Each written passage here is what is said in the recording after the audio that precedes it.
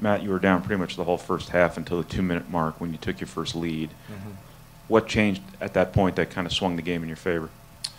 Well, I thought I wasn't trying to sub guys wholesale, but sometimes it kind of got to that point.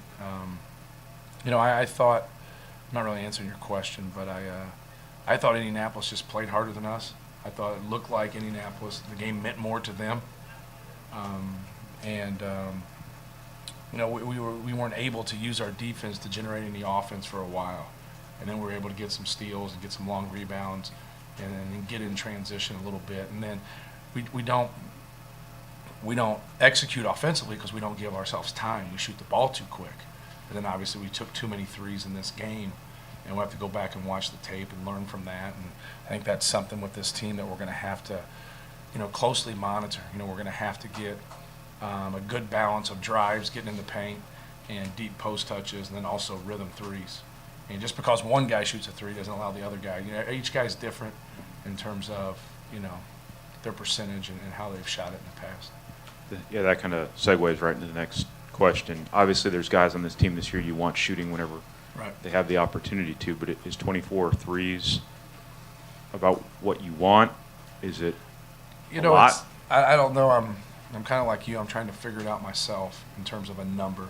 I'd rather just talk about being efficient and trying to shoot some shots at the flow. I thought we missed some good threes tonight. I thought we probably had a handful and we probably shouldn't have took, whether they were closely guarded or too early in the shot clock.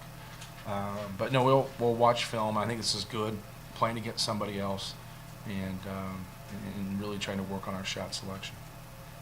Coach, Jay showcased some versatility out there with jump shot. Made a one from three, had a turnaround. Jay, just how can his versatility help this team? Well, Jay's got to learn to be productive. We can't, from a big guy standpoint, you can't score. Let me get it right. I apologize. Getting old stinks. Can't shoot score 10 points and shoot 10 times. That's. You got to be able to shoot a higher percentage in close. He's had some nice moves, and just the ball didn't go down.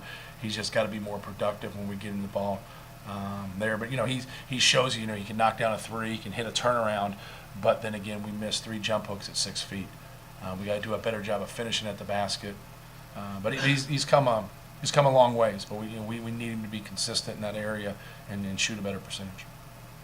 Coach, you talked about the 24 threes, and then you allowed 34 out of the 71 U of I points to be in the paint. Right. How did the absence of Hammonds affect you guys on both sides Well, of the ball? I think that's a good point, because I think he would help us at the rim, altering some of that and just, protecting the basket with that. But it's we got to do a better job of containing the dribble no matter who's playing center for us and keeping the ball in front of us. We didn't do a good job of jumping to the basketball and giving help off the cutter. And we kept harping, off of that. So we got to do a better job of handling screens and handling ball screens and keeping that ball in front of us. When we would carry our assignment out in those areas, they were staying out of the paint. And then when we'd have breakdowns, we just didn't contain the dribble. Now they were very good at doing that off of our breakdowns. Coach, every year, every team's different. It's a different group of people, different personalities a little bit. You lost 6 guys off last year's roster. What do you like about this group? I like the versatility. I think we have some coachable guys. I think we can play a lot of different ways. We have good size. I like the fact that we have some undersized 4-man that can guard bigger guys and also play, and Basil and Eric, and give us a different look. I think Kendall Stevens and Sterling Carter can knock down shots. I think that's great for us because I thought that was an Achilles that we had last year. And then I like our ability to get in the paint. Ronnie, Bryson, Tyrone. Rayfell, but now we just, we have to be better decision makers. I think we're so eager to make a play. We're gonna have to see our mixes, our lineups, because you don't need 5 guys out there always trying to make a play. You need some balance, you need some screeners, you need some guys that will help you, with your movement by just passing the basketball. Matt, with youth, there's a lot of eagerness. You just used that word to talk about your guys. Right. But they're also eager, I would think, to make a point and play defense the way you want it. But it's harder to play defense now because of this new enforcement of the rule. 61 free throws tonight, 46 fouls. Right. Are you going to try to use this to emphasize your point that once you get into the Big Ten, that they're probably not going to let you get away with that stuff? Yeah, it'll be interesting to see how consistent they stay. I think it's here to stay for right now. I think they'll take a look at it as time goes on. We have to assume as coaches and players it's going to stay, because the next game it's going to be the same way. But I don't think that was had anything to do with us not containing the dribble. I think that was us getting out of position, us gambling, us just not doing a good job of moving laterally.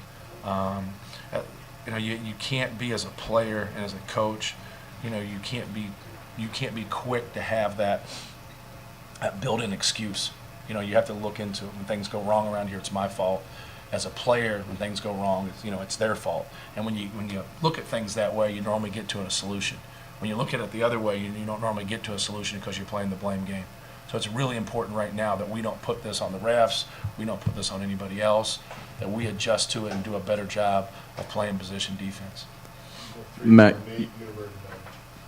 you had talked about Bryson possibly getting that start over Ronnie tonight. Just how do you see that dynamic working going forward? Well, Bryson, we have competitive drills, and Bryson won the most competitive drills on our team. And, why would you keep that guy on the lineup? I thought Tyrone Johnson deserved to start. And, Ronnie Johnson is our, in terms of being a quintessential point guard, he's the best that we have. But we have to win games.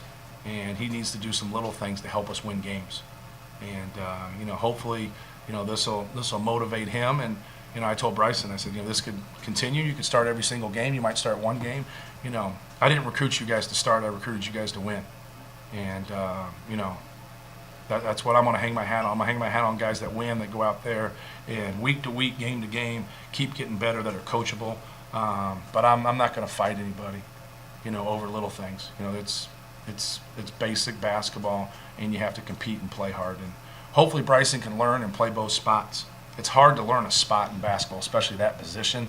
But then if you got more positions you have to learn, it gets harder and harder. But he has the versatility to guard both the positions and play both positions. So, I'm ecstatic. He still makes, some decisions out there, that aren't right for the time and the score of the game.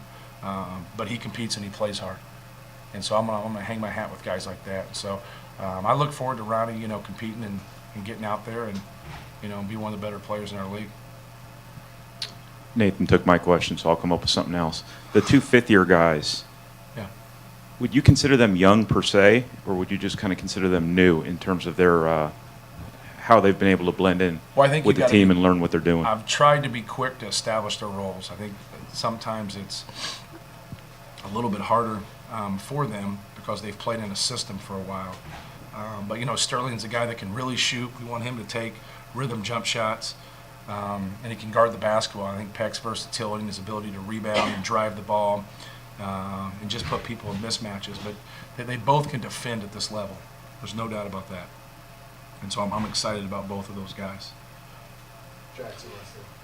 Yeah, Travis was really physical inside tonight. Had some block shots, had some defensive rebounds. What can he bring to you guys, and what kind of minutes can he expect this year? Well, Travis is, he's been steady for us, and he's going to go out and play hard and lay on the line. And once we get into adding more stuff, trying to get him to bring that 5 out and make that 5 play in ball screen action, then he can pick and pop and shoot that jumper. We got to get him some rhythm jump shots for it, but he's got to. He's one of those guys when he plays against ultimate size, he can't let him get him deep. He's got to hit early. He's got to embrace the physicality of the game. And when he does that, he's very effective. When he allows them to get too deep, that's when he gets in trouble. You don't see it tonight because they didn't have those guys. But you got to be able to work and move your feet and play good post defense. And offensively, he's always done a good job of being physical and posting and serving us as a screen. Lewis Jackson would always understand that anytime he was posting. He was very physical, and then he would take that backline defender out of play, and Lou would get to the rim. And defenders always, because he's not a post-up guy, they would always allow him, to post him up because we wouldn't throw it to him. And we would just drive the ball, and he'd serve as a screen. It wouldn't show up in a box score, but it definitely shows up in our eyes as coaches.